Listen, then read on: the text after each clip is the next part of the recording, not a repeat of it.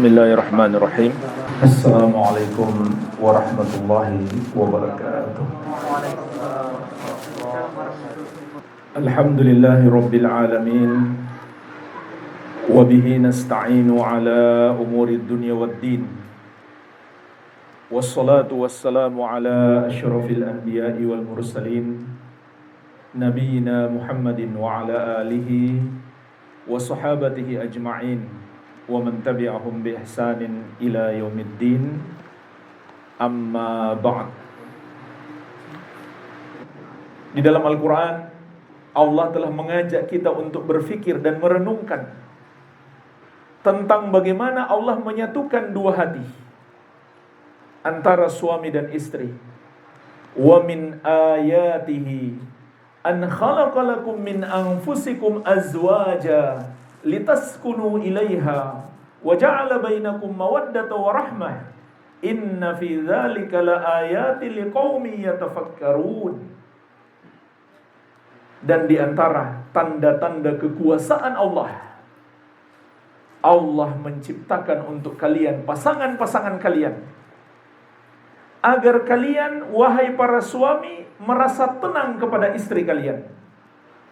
Dan Allah jadikan di antara kalian, suami istri itu, mawaddah wa rahmah, cinta dan kasih sayang.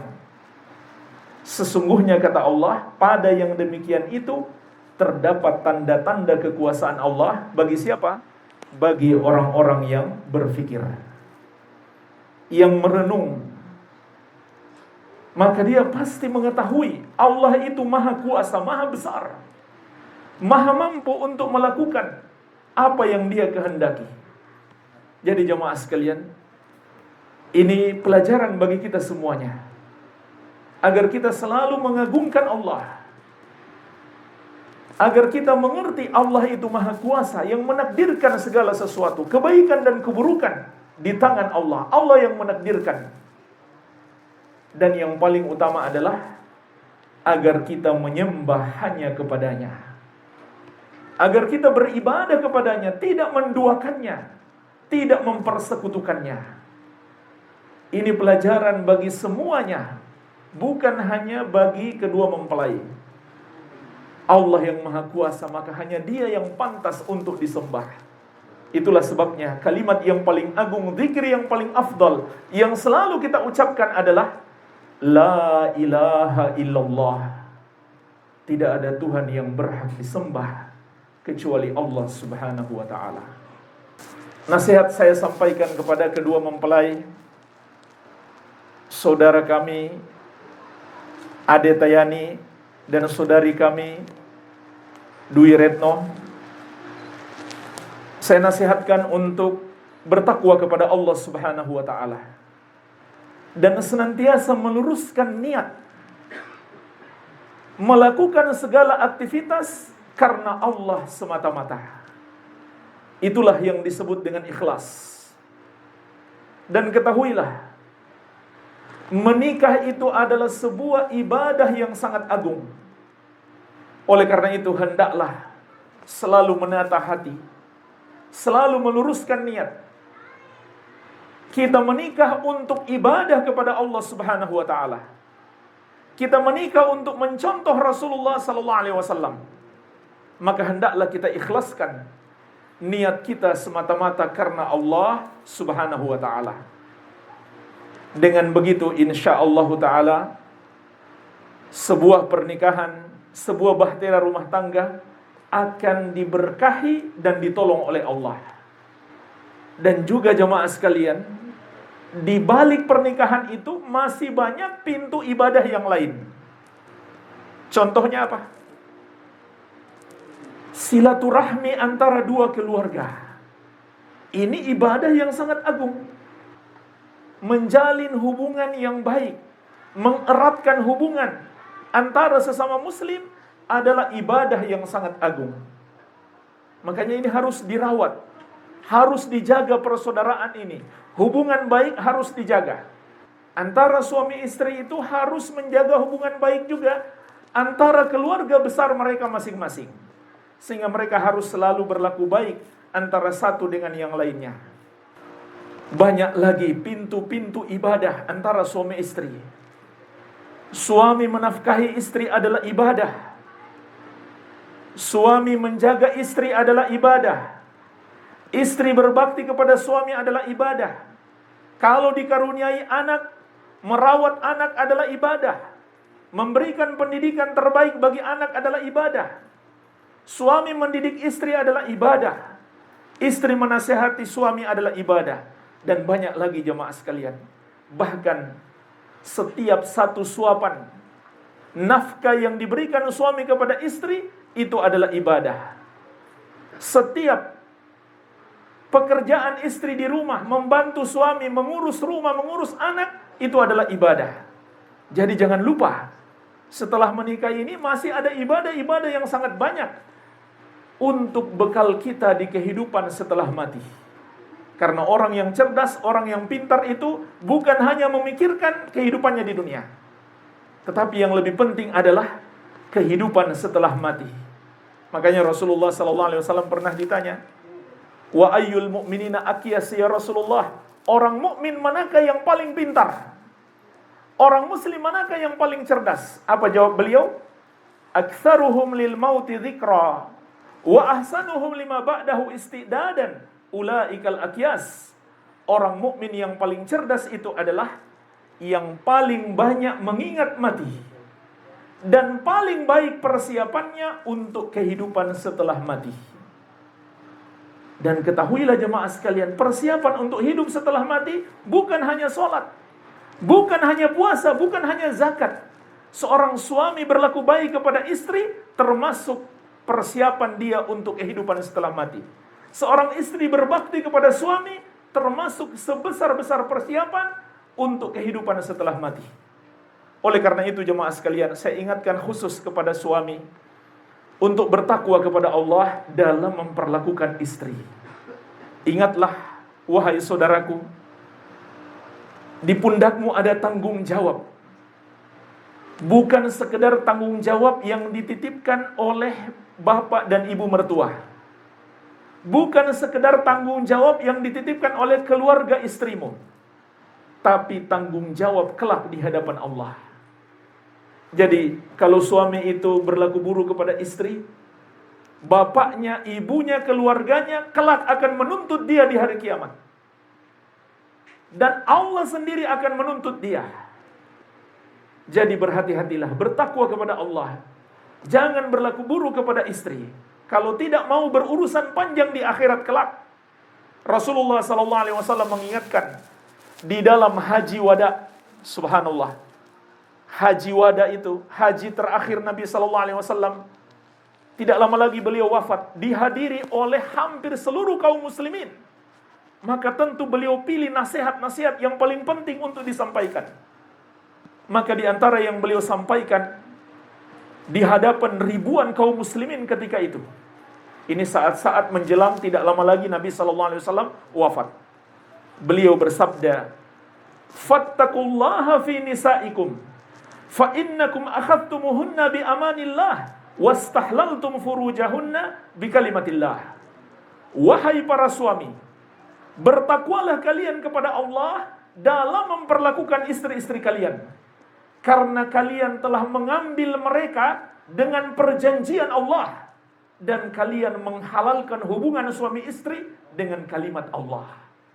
Ini yang perlu diingat.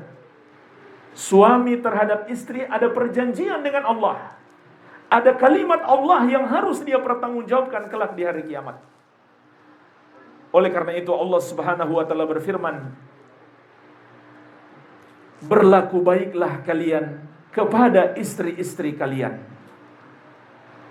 Berlaku baiklah kalian kepada istri-istri kalian. Ini perintah Allah Subhanahu wa taala kepada para suami. Walahunna mithlu alladhi 'alaihinna bil ma'ruf.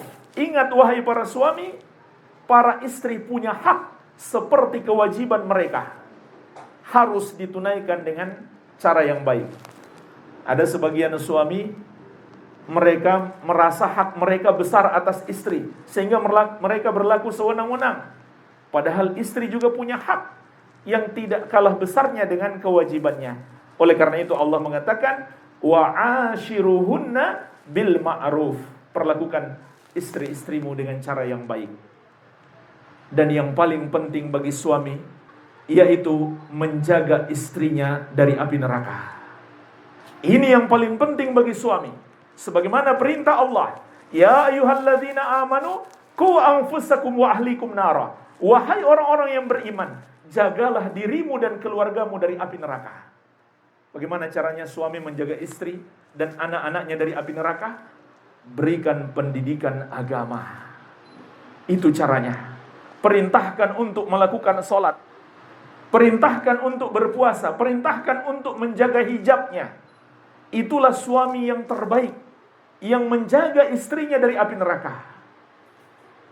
Maka ketika seseorang telah menikah, ingatlah ada tanggung jawab besar, titipan dari orang tuanya di pundaknya, dan juga tanggung jawabnya di hadapan Allah kelak di hari kiamat.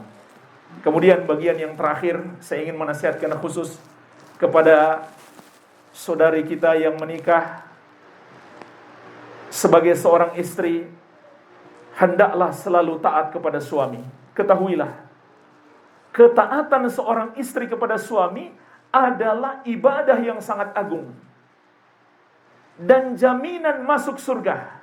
Rasulullah SAW pernah bersabda, "Idza shallatil mar'atu khamsaha wa shamat syahraha wa hafizat farjaha wa ata'at ba'laha dakhalat min ayyi abwabil jannati sya'at." Kalau seorang wanita itu sholat 5 waktu, berpuasa di bulan Ramadan, memelihara kemaluannya hanya untuk suaminya, dan menaati suaminya, maka dia akan masuk surga dari pintu mana saja yang dia kehendaki. Subhanallah, betapa mudahnya seorang wanita itu masuk surga. Taat kepada Allah dan taat kepada suami. Jadi para wanita itu harus mengetahui, taat kepada suami bukan berarti lemah, bukan berarti derajatnya lemah atau rendah di sisi Allah, tidak. Tapi justru itu adalah kemuliaan bagi seorang wanita. Seorang wanita yang taat kepada suami adalah kemuliaan baginya. Ketika seorang istri, seorang anak wanita telah menikah, maka posisi suaminya sudah lebih tinggi daripada orang tuanya. Itu ketentuan syariat. Walaupun bukan berarti dia tidak lagi berbakti kepada orang tuanya, bukan begitu maknanya. Tetap dia berbakti kepada orang tuanya, tetap menjaga hubungan baik dengan orang tuanya. Tapi harus paham, suami lebih tinggi kedudukannya dari orang tua. Sudah lebih tinggi kedudukannya dari orang tua. Sampai-sampai Nabi SAW mengatakan, "Lau kuntu amiran ahadan an yasjuda li ahadin la amartul mar'ata an tasjuda li zawjiha." Andai saja boleh aku perintahkan seseorang sujud kepada orang lain, maka seorang istri aku akan perintahkan sujud kepada suami. Tapi dalam syariat itu tidak boleh. Sujud itu hanya kepada Allah. Nabi SAW hanya mengatakan andai saja boleh. Itu menunjukkan hak suami yang sangat besar atas istri. Selama tidak mengandung dosa kepada Allah, apapun yang diinginkan suami, wajib dia tunduk dan patuh. Dan itu adalah kemuliaan baginya, pahala yang sangat besar.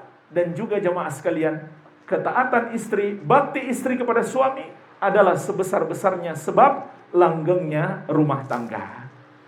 Kemudian yang terakhir sekali jemaah sekalian, ingin saya sampaikan, hendaklah keluarga semuanya, begitu pula saudara-saudari kita yang menikah, senantiasa bertakwa kepada Allah, berdoa, bermohon bersungguh-sungguh agar Allah Subhanahu wa taala melanggengkan pernikahan ini bukan hanya di dunia, tapi juga di akhirat kelak. Semoga Allah Subhanahu wa taala senantiasa memberikan pertolongan kepada kita semuanya. Inilah yang bisa saya sampaikan. Lebih dan kurangnya saya mohon maaf. Saya ucapkan kepada saudara-saudari kita yang menikah, barakallahu lak wa baraka alaik wa jama'a bainakuma fi khair. Semoga Allah memberkahimu dan mengumpulkan kalian berdua dalam kebaikan. Terima kasih atas kesempatan yang diberikan. Lebih dan kurangnya saya mohon maaf. Wabillahi taufik. Subhanakallahumma bihamdik, asyhadu an la ilaha illa anta, astaghfiruka wa atubu ilaik. Wassallallahu ala nabiyina Muhammadin wa alihi wasallam. Walhamdulillahi rabbil alamin. Wassalamualaikum warahmatullahi wabarakatuh.